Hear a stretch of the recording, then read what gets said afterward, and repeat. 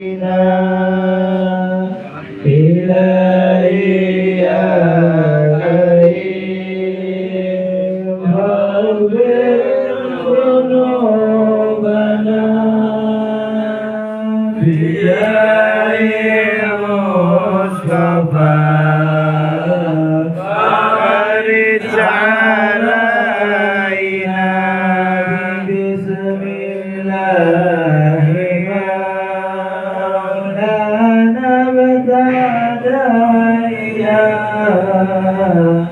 ونعمل على نعمه بنا إلهي يا كريم واغفر ذنوبنا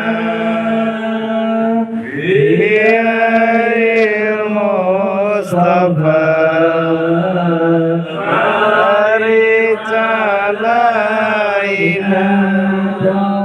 توسلنا به في كل أمر غياث الخلق رب العالمين إلهي يا كريم واغفر ذنوبنا بجاه المصطفى فرج علينا وبالهادي توسلنا ولذنا وكل الأنبياء والمرسلين إلهي يا كريم واغفر ذنوبنا بجاه المصطفى فرج علينا وذكر العهد روس القطب أجلال عن القلب الصدى للصادقين إلهي يا كريم واغفر ذنوبنا بجاه المصطفى فرج علينا ونختم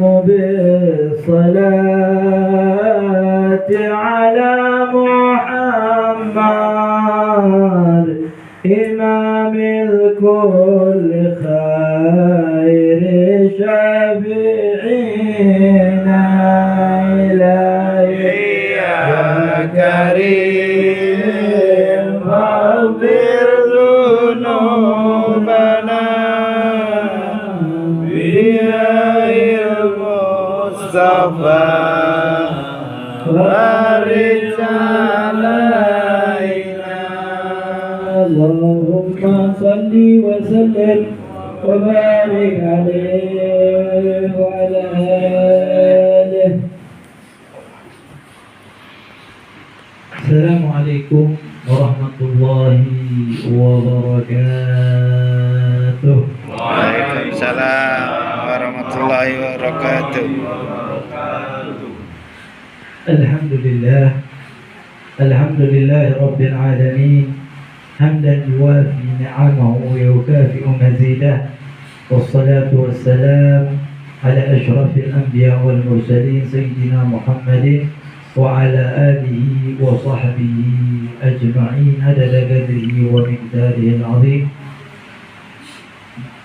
وأشهد أن لا إله إلا الله وحده لا شريك له وأشهد أن سيدنا محمدا عبده ورسوله.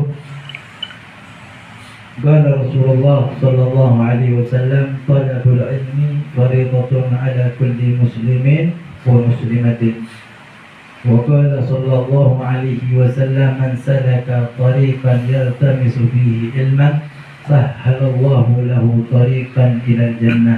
أما بعد، اللهم صل وسلم على سيدنا محمد وعلى آل سيدنا محمد. سبحانك لا علم لنا إلا ما علمتنا إنك أنت العليم الحكيم. فتب علينا إنك أنت التواب الرحيم. رب اشرح لي صدري ويسر لي أمري واحلل عقدة من لساني يفقهوا قولي وسدد لساني واهدي قلبي بحق حبيبنا محمد صلى الله عليه وسلم والصحابة والآل. Hadirin hadirat rahimani wa rahimakumullah, Bapak Ibu yang insyaallah semua yang hadir di sini mendapatkan rahmatnya Allah Subhanahu wa taala. Amin ya rabbal alamin. Hadir di sini masyaallah dari bapak-bapak, dari ibu-ibu yang tidak bisa disebutkan satu persatu, insyaallah hajat-hajat kita dikabulkan oleh Allah Subhanahu wa taala. Amin ya rabbal alamin. Begitu pun juga kita minta kepada Allah agar hajat orang-orang yang kita cintai dikabulkan juga oleh Allah Subhanahu wa taala. Amin ya rabbal alamin. Hadirin hadirat rahimani wa rahimakumullah, segala puji bagi Allah Subhanahu wa taala dengan begitu banyak nikmat yang telah diberikan oleh Allah kepada kita. Kita memuji Allah, menandakan rasa syukur kita kepada Allah Subhanahu wa taala. Dan juga kita minta kepada Allah di majlis yang penuh dengan keberkahan ini agar kita digolongkan termasuk orang-orang yang pandai bersyukur atas nikmat pemberian Allah. Amin. Allahumma amin ya rabbal alamin. Kita istinja itu wajibnya di sesuatu yang basah. Seandainya maaf kalau kita keluar kotoran kering ya, wajibnya istinja? Tidak wajib, sunnah untuk istinja. Ada orang maaf ya keluar misalkan batu ya daripada dari mana, dari kemaluan depannya keluar batu ya, misalkan punya penyakit batu, keluar pas keluar subhanallah kering, loncat kering subhanallah, dan kuasa Allah kering, tidak basah sama sekali, maka di situ wajib istinja? Tidak wajib. Istinja itu wajib kalau yang keluar basah. Kalau yang keluar kering, maka hukum istinja menjadi sunnah. Minal farji, keluarnya ya, otomatis dari kemaluan depan ataupun belakang. Yang diistinjakan yaitu adalah kemaluan yang tempat keluar daripada najis tersebut dengan air ataupun batu. Dan salah satu yang bisa seperti batu adalah tisu di zaman sekarang. Hadirin rahimani wa rahimakumullah, yang memang afdal itu pertama pakai batu, ini afdalnya. Batu, setelah batu baru disiram pakai air. Tisu, setelah kelar daripada tisu baru menggunakan air. Kalau memang pengen pilih salah satu seperti yang dikatakan tadi, maka pilihlah air. Hadirin rahimani wa rahimakumullah, adapun syarat-syaratnya itu yang pertama, misalkan kita lagi keluar negeri ya, keluar negeri air ada, di luar negeri itu serba tisu.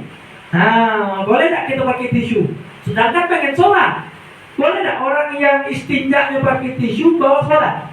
Boleh, karena ini sudah diajarkan oleh Rasulullah SAW. Nah, seandainya kita keluar negeri di tempat yang tidak ada air, ataupun di rumah-rumah orang-orang elit, di rumah-rumah orang yang kaya yang tidak ada airnya, yang tidak ada bak, air itu susah ini. Kalau kita pencet langsung muncrat. Nah, makanya bagaimana? Dengan 8 syarat kita harus perhatikan. Yang pertama, ayakuna bisalah saja, harus menggunakan 3 batu. Dalam artian kalau kita tisu harus menggunakan 3 tisu. Walaupun dengan 1 kali usapan tisu sudah bersih, wajib di 3. Ya, wajib di 3. Nanti setelah daripada wajib 3, ternyata 3 belum bersih. Ya, sudah 3 kali pakai tisu, makin banyaknya. 2 kali, 3 kali belum bersih, maka wajib 4. Dan kalau memang sudah dibilang genap bersihnya, sunnah untuk nambah bilangan ganjil. Sunnah 5 belum bersih, ya tambah 6. 6 bersih, sunnah ditambah 7. Kalau kita bersihnya di bilangan yang ganjil, bilangan genap, sunnah ditambah 1 biar menjadikan ganjil. Ini yang diajarkan. Itu yang pertama. Wajib menggunakan 3 batu atau 3 daripada polesa, 3 tisu. Apakah harus 3 batu? Tidak harus 3 batu. Dalam artian 3 polesa. 1, 2, 3. Seandainya ada batunya besar, memiliki 3 sudut. Batu besar memiliki 3 sudut. Sudut pertama sekali, sudut kedua 2 kali, sudut ketiga 3 kali. Ya, itu daripada syarat yang pertama. Dan syarat yang kedua, setelah daripada 3 kali, wa an yunjal mahal, harus bersih. 3 kali ya harus bersih. Itu syarat yang kedua. Syarat yang ketiga, wa an la yajifan najis. Najisnya belum kering. Najisnya belum kering. Dalam artian kalau habis istinja, habis buang air langsung istinja. Ini habis buang air di luar negeri biasa main HP. Main HP, kelar taruh HP-nya baru istinja. Sudah kering, boleh tidak? Tidak boleh. Kalau memang sudah kering, hukumnya tidak boleh. Dan syarat selanjutnya, wala yatra'a alaihi akhar. Dan tidak boleh ada sesuatu yang lain yang nempel ke kotoran kita. Ya, contoh yang bukan daripada jenis kotoran. Ya, yang bukan daripada jenis kotoran. Kalau memang cuman maaf, ini hukum. Kadang hukum itu tidak bisa kita ungkapkan kecuali dengan bahasa ini. Contohnya bercampur dengan keringat di kotoran kita, maka itu tidak ada masalah. Tapi seandainya kalau kita pengen pakai batu baik, saat isinya pakai batu baik, mencuci baju. Baju kan bukan dari kotoran kita, maka wajib menggunakan air. Kalau sudah terkena air ataupun terkena yang lain ataupun debu, misalkan lagi tempat tiba-tiba angin besar, kotoran yang tempat keluar itu terkena debu, maka wajib menggunakan air. Dan itu syarat yang keempat. Dan syarat yang kelima, Allah yang takil, tidak berpindah kotorannya. Dalam artian tidak berpindah. Dalam artian tidak berpindah itu tetap di tempatnya. Misalkan saat keluar, ya mantapnya di situlah, tidak kemana-mana. Mantapnya di situlah. Dalam artian ya keluar, kalau sedikit-sedikit di sini tidak ada masalah. Contohnya kalau memang dia tadi keluar dari kemaluan, setelah keluar ke paha, ngalir ke paha, ataupun kalau laki-laki ngalir ke sini, ya ngalir ke sini. Kalau sudah ngalir ke sini, wajib menggunakan air. Tidak bisa di sini pakai tisu. Tidak bisa. Yang bisa menggunakan tisu itu cuma kalau laki-laki di sininya. Kalau perempuan itu tempat dia keluar itunya tadi, tempat dia yang terlihat ketika dia duduk. Tempat sesuatu yang terlihat ketika dia duduk. Nah, itu yang boleh menggunakan air, boleh menggunakan batu atau tisu. Kalau memang sudah keluar, ngalir ke paha.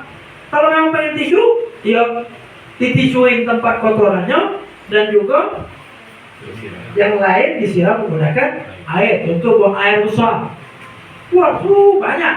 Nah, yang boleh menggunakan tisu itu yang di sekeliling daripada itu. Kalau memang lagi buang air besarnya banyak, ya sudah wajib menggunakan air. Ataupun buang air besarnya tidak kering, basah luar biasa kemana-mana, maka wajib menggunakan air. Jadi jangan kita lagi keluar negeri tiba-tiba kita buang airnya, maaf, itu keluar airnya nyebar, buang airnya nyebar, tiba-tiba pengen gunakan tisu sholat, tidak boleh. Jadi yang digunakan tisu itu di area tempat kemaluan, di sisa daripada area tempat kemaluan itu nanti wajib menggunakan air. Ya. Kemudian wa alla yujawiz sabhatahu wa hasyafatahu. Kalau laki-laki, syarat selanjutnya itu tidak melewati sabhatahu. Ya, tidak melewati, maaf, daripada tempatnya itu. Laki-laki ada ujung itu, maka jangan melewati. Ataupun hasyafahnya, batangnya, jangan sampai lewat. Ya. Kemudian syarat yang selanjutnya wa antakun al-ahjar tahirah. Syarat selanjutnya, batunya harus suci. Tidak boleh batunya najis. Ini pernah terjadi di zaman Rasulullah Shallallahu Alaihi Wasallam. Rasulullah Shallallahu Alaihi Wasallam nyuruh sahabatnya untuk ngambil batu.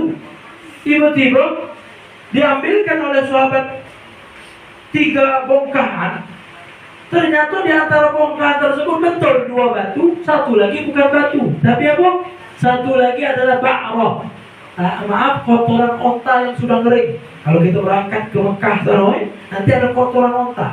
Kalau kotoran onta itu sudah kering, maka itu bisa seperti batu terlihat seperti batu, luar biasa. Ya, diambil diberikan kepada Rasulullah SAW. Kata Rasulullah, ini bukan batu, kata Rasulullah. Ini najis. Ini adalah kotoran onta. Ini ya, caranya harus suci. Dan syarat selanjutnya daripada batunya itu tadi, yaitu harus kolek, harus tidak licin. Kalau licin tidak boleh. Contoh ekar, dia nak menggunakan batu model sejenis ekar tadi, ekar bulat yang besar putih itu tadi, dijadikan seperti batu, bisa tak? Tidak bisa, Pak, tidak bisa. Ataupun kayu ini sudah dicek, mau ini bisa tak? Tidak bisa. Dan juga tidak bisa juga kalau memang membahayakan, kasar, tidak licin, apa? Pecahan kacau. Kira-kira kasar, tapi beragam, betul lah. Nah, hadirin rahimani rahimahullah. Dan yang selanjutnya syaratnya ghairu muhtaram, tidak terhormat, harus terhormat, tidak barang yang itu tadi tidak terhormat. Dalam artian barangnya barang yang biasa.